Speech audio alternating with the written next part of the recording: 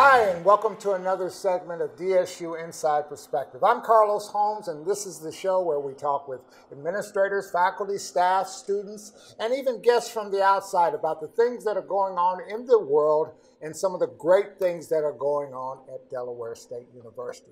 Today we're talking about both. It is well established the challenges that the dreamers in this country face. The undocumented students that basically grew up here. They may have been born in another country, but they grew up here. And now with the challenges of the current Trump administration, there are certain concerns that they have.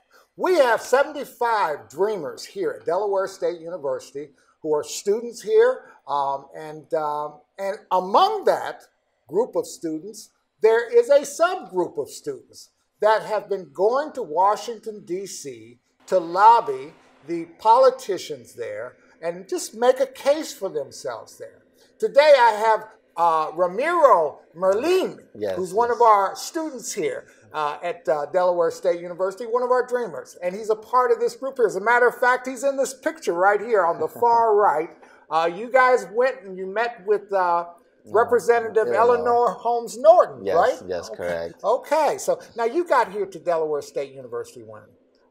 2016. Okay. Yes. Now, obviously, you guys have decided that you cannot leave it to the politicians to resolve your situation without some input from you, correct? Yes, of course. Well, you must not go to Washington, D.C. without a plan.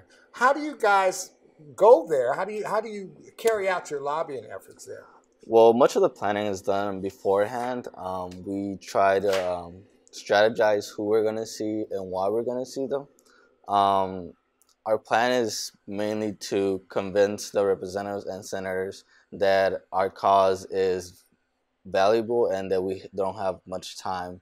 We need this to be resolved as soon as possible. Mm-hmm. Now, you had a court decision that kind of, what was it, March the 5th was the deadline date? Yes, that was the deadline that President Trump gave Congress to come up with a solution for this, correct? The court basically extended DACA. So until the court hears the lawsuit that the government has made, DACA is still in place. That's the court decision. Does that make you take a breath of relief, or is... Not necessarily. It just means that this issue is going to be pushed back, and we're going to be in this situation again until it becomes a problem again, or it becomes a pressing issue. And so what we want is a solution as soon as possible. In taking your message to the politicians in Washington, D.C., how are they receiving it? Well, responses vary. Depends on the person. Many have agreed with us. They've said they support us. Others have to our faces told us that they're not going to support us, that they would rather see us deported. But, our efforts are for our own good, and we won't stop going until, this issue is solved. Now, we're not just talking one trip, but you guys have made several trips to Washington, D.C. Yes, of course. We started going to D.C. in September. September 5th was the day that DACA was rescinded, and that's when it became real to us that our status here in this country was not in limbo. We were in limbo. We didn't know what was going to happen with us, and so we decided we need to go to D.C. and tell the senators and representatives our situation so they can act on it. So we have had about 5 to 6 trips since then. The important work that you're doing notwithstanding, you still are students. How are you balancing the requirements for studies with the work that you're doing, the important work you're doing in Washington, D.C.? Well, it definitely is hard. We generally just try to finish everything we can for our schools when we can before we go, so that we can focus solely on that. Sometimes we have to be working on our work on our way there, but we do what we have to do, to accomplish both. Okay. You guys obviously feel it's important for the elected officials in Congress to hear directly from you guys. Yes, we feel that it is more effective for them to hear our stories personally.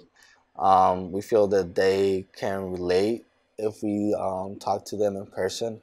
Um, and we just feel that having a conversation with a person is more effective than yelling from outside of their door. Yeah. Right.